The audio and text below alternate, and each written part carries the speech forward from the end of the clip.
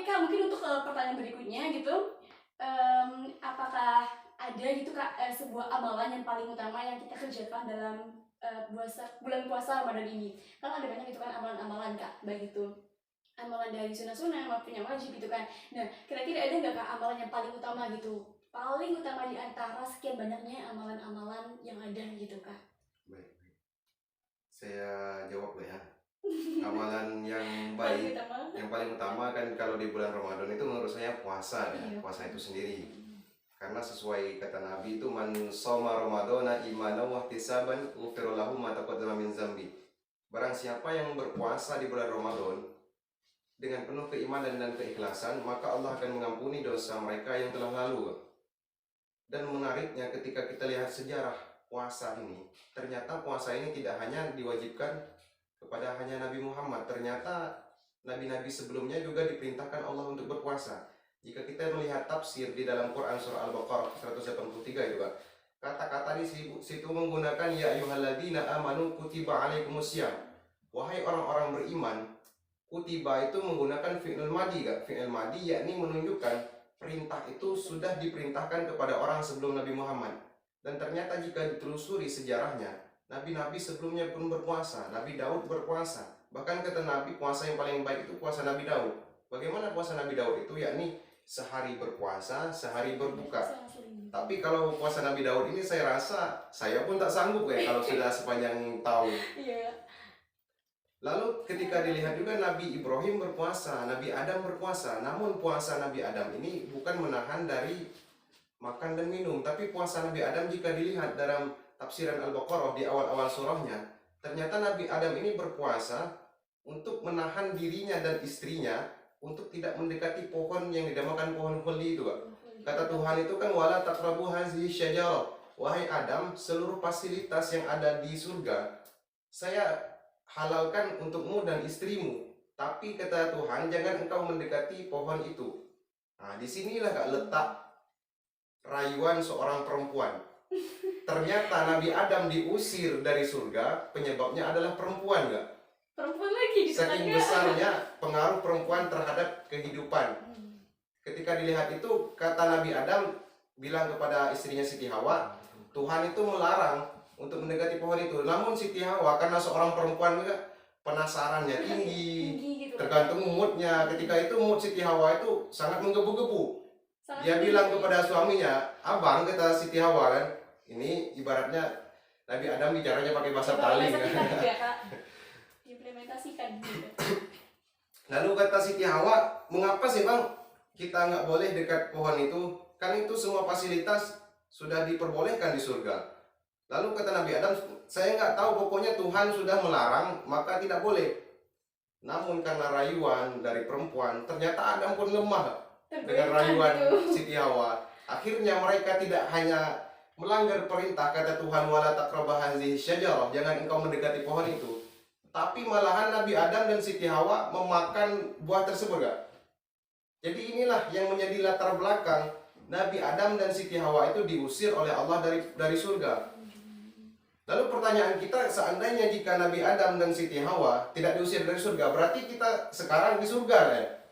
Bisa jadi gitu ya, Kak? Bisa jadi Bisa ya? jadi, nggak ada di bumi Ternyata ya, kosong berarti. itu hanya skenario Tuhan, Kak. Memang Adam itu diutus untuk menjadi pemimpin di muka bumi. Tapi dengan cara-cara itu supaya orang-orang sesudah Adam, anak cucu keturunannya bisa mengambil hikmah pelajaran daripada kejadian tersebut. Lalu balik kepada amalan-amalan di bulan Ramadan. Yang paling penting menurut saya ada 4, Kak. Yang pertama, kita harus melakukan sholat malam. Saya juga rujuk kepada hadis Nabi. Kata Nabi, man qama Ramadan imanan wa ihtisaban ghufira lahu ma taqaddama min dzambi. Barang siapa yang melakukan sholat di malam bulan Ramadan dengan penuh keimanan dan keikhlasan, maka Allah itu akan mengampuni dosanya yang telah lalu. Jadi di sini menurut saya amalan yang paling utama yang pertama yakni harus perbanyak sholat malam, baik itu sholat tarawih dan sholat witir. Namun kan sekarang kita lihat terjadi perbedaan ya. Ada yang sholat tarawih 8 rakaat, ada yang 20 rakaat. Ini terkadang hal-hal kecil yang sepele, hal-hal yang hanya terjadi bukan hanya pada asalnya, namun dia hanya pada cabangnya dalam fikih itu. dijadikan perdebatan dan tak banyak mereka saling mengkafirkan nggak. Ini yang disayangkan. Nanti yang 8 rakaat bilang yang 20 rakaat ini nggak boleh. Nabi nggak pernah melakukan 20 rakaat. Lalu yang sholat 20 rakaat mengatakan yang 8 rakaat ini tidak boleh. Ini bid'ah kata mereka.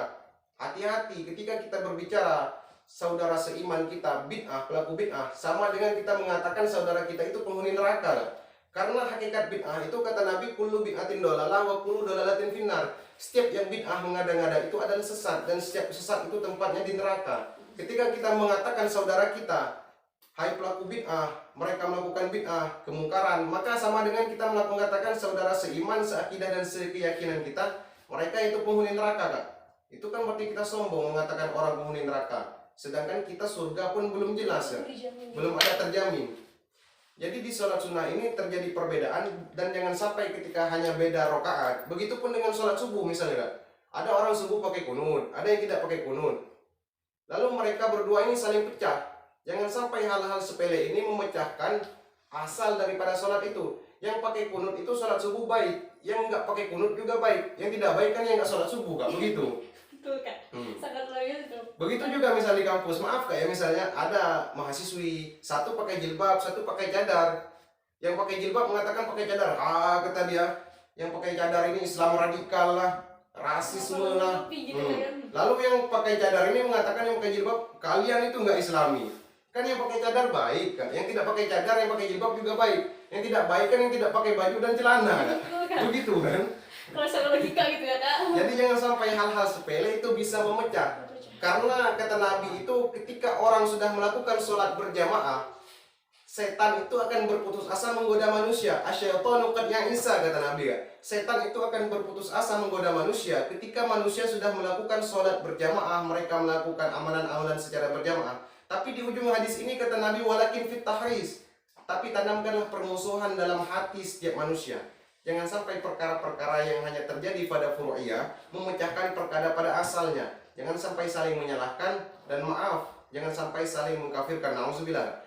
Lalu yang kedua, apa sih amalan yang menurut Nabi itu utama? Yakni yang kedua, yakni perbanyak membaca Al-Quran.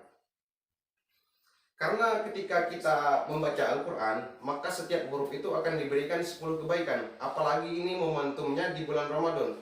Dan di hadis lain kata Nabi, Aqra'ul Quran, fa innal Quran syafa'atan li ashabi. Perbanyakkanlah membaca Al-Quran, karena Al-Quran ini akan menjadi syafaat, akan menjadi penolong untuk orang yang membaca, ya, Kak. Jadi betapa penting membaca Al-Quran untuk mengambil hikmah pelajaran yang ada di dalam Al-Quran. Dan yang menariknya Al-Quran ini, Kak, walaupun kita tidak paham artinya, tidak paham makna terjemahnya, walaupun semuanya tidak paham, tapi setiap huruf kata Nabi itu akan diberikan 10 kebaikan. Dan di alif lam mim itu, Kak, bukan satu huruf, 3 huruf per huruf. Dan bismillahirrahmanirrahim jika dilihat sudah 19 huruf. Jika dikalikan 10, 190 kebaikan. Udah banyak, jadi kan berarti kita langsung yakin bisa masuk surga, kan? Hanya dengan membaca Al-Quran. Tapi di lain sisi harus ingat berapa keburukan yang ditutup oleh Tuhan. Ini yang paling penting.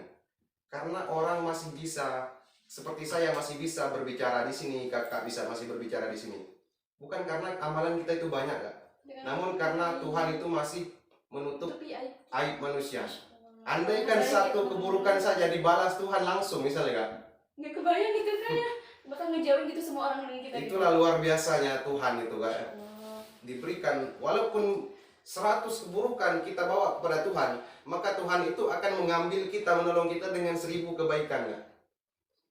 Hebatnya Tuhan di sini. Jadi perbanyakkan baca Al-Quran, walaupun kita artinya tidak paham, terjemahnya tidak paham, apalagi tafsirnya tidak paham, terus membaca. Walaupun terjadi kekeliruan dalam pembacaan, baik sisi tajwid, dari sisi makhrajnya, terus belajar dan membaca. Jangan sampai kita menjadi tidak percaya diri karena kita masih belum lancar membaca Al-Quran, makhrajnya belum bagus.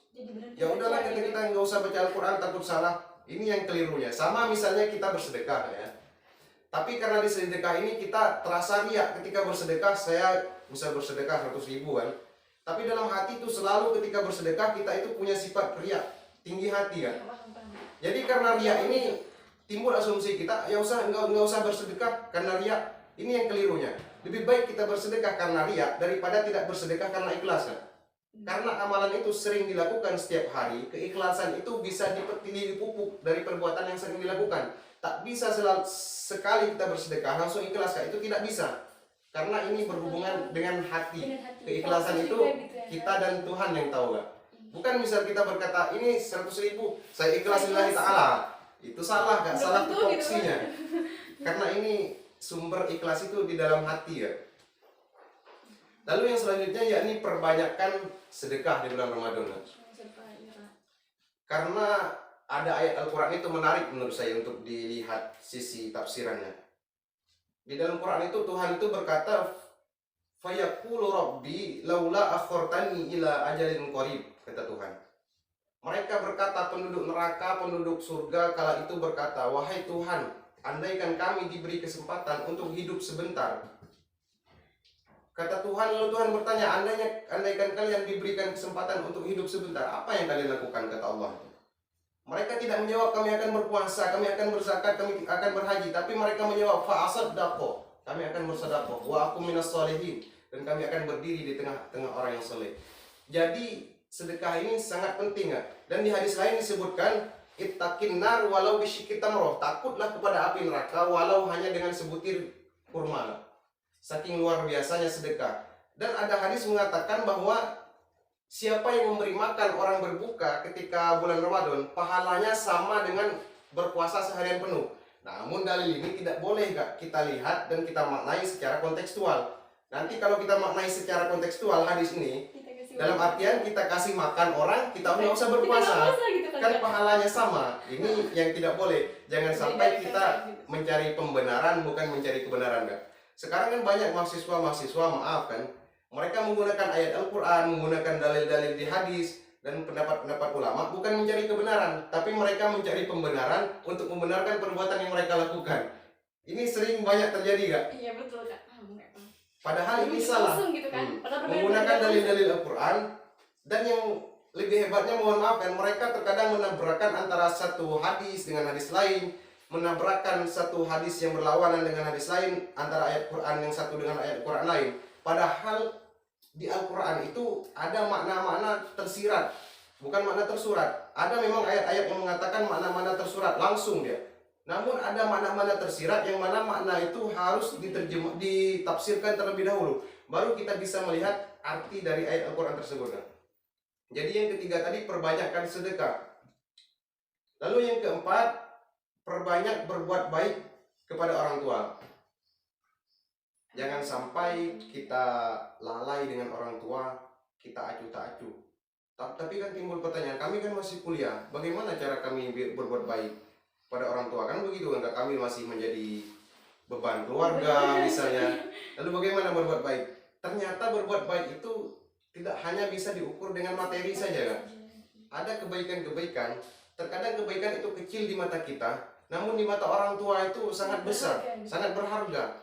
Semisal ketika orang tua memberikan kita uang bulanan misal, satu kalimat terima kasih dari kita itu, Kak, membekas di hati orang tua.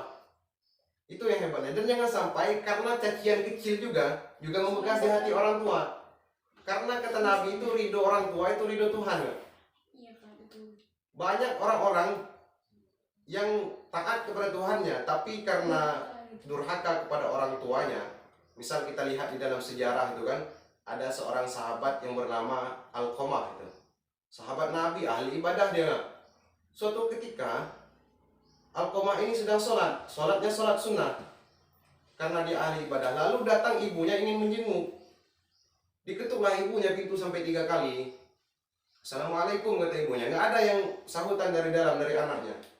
Karena 3 kali diketuk pintu tidak dijawab, terasa dalam hati ibu itu sakit. Karena anak yang dilahirkan, yang dirawat, yang dididik, ketika dijawab salam, padahal dia tahu anaknya ada di dalamnya. Tapi karena anak itu sedang melakukan sholat sunnah, ini yang harus kita lihat. Menjawab salam itu hukumnya wajib, Kak. Sedangkan sholat sunnah itu hukumnya sunnah. Jangan sampai karena perkara sunnah meninggalkan perkara yang wajib. Harus hati-hati ini, tidak boleh dibalik-balikkan. Kenapa saya balik-balik gitu ya, Kak? Lalu ketika saudara Alqamah ini tidak menjawab itu, timbul rasa murka di hati ibunya. Lalu ketika Alqamah hendak meninggal, ternyata karena sedikit dosa kepada ibunya, sulit untuk mengucapkan syahadat ketika meninggal. Padahal Alqamah itu ahli ibadah, sahabat Nabi, sering duduk di majelis Nabi, sholat di belakang Nabi, berperang dengan Nabi.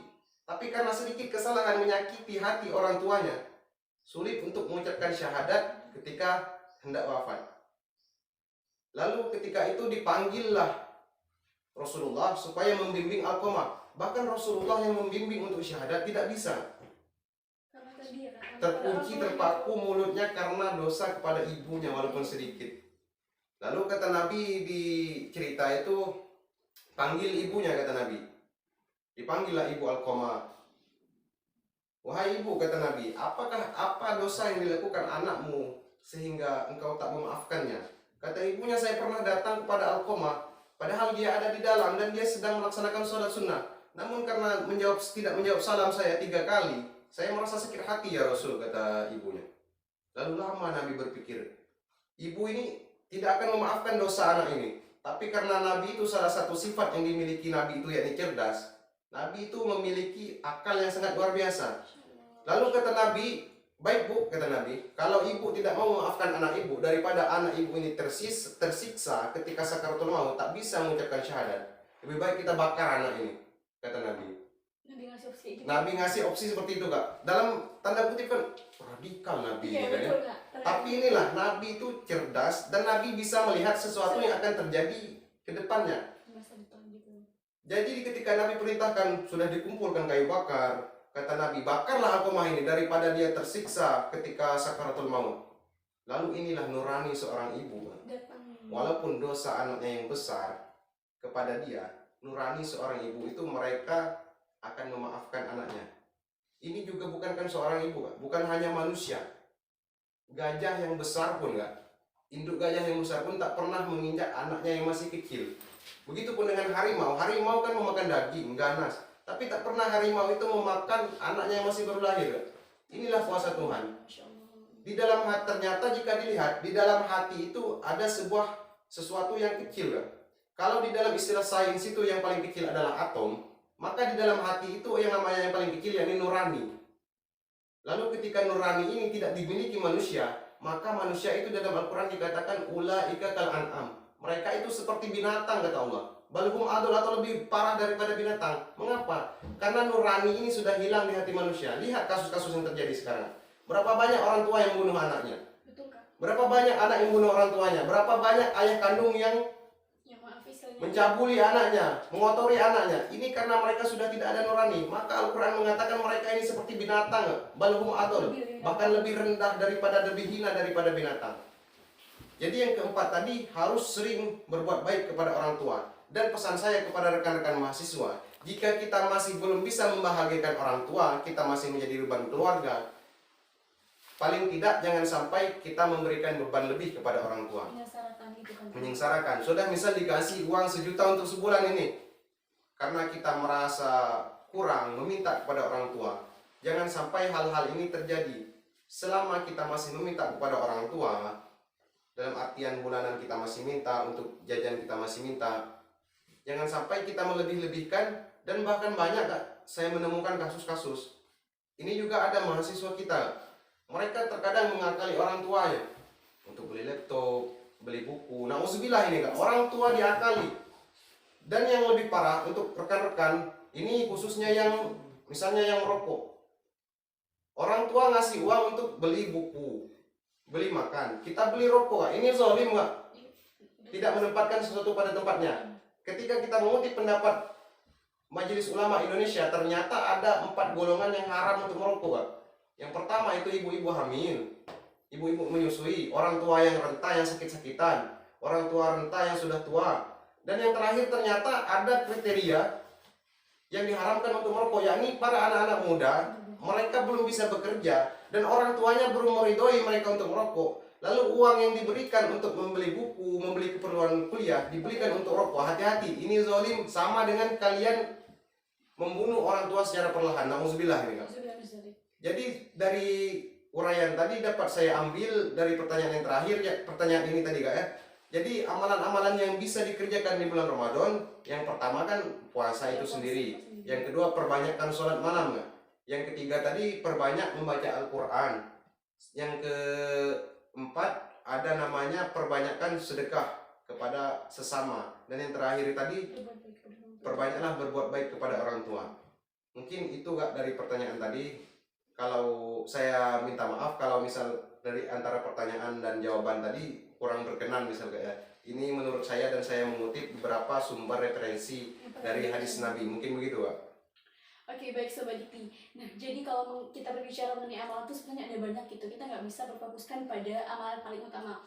Memang pada bulan puasa ini kan yang paling kita utamakan itu adalah berpuasa seperti Kak Huda tadi. Namun di luar daripada puasa, kita juga bisa melakukan amalan-amalan yang lain seperti bersedekah, kemudian berbuat baik pada orang tua dan lain sebagainya.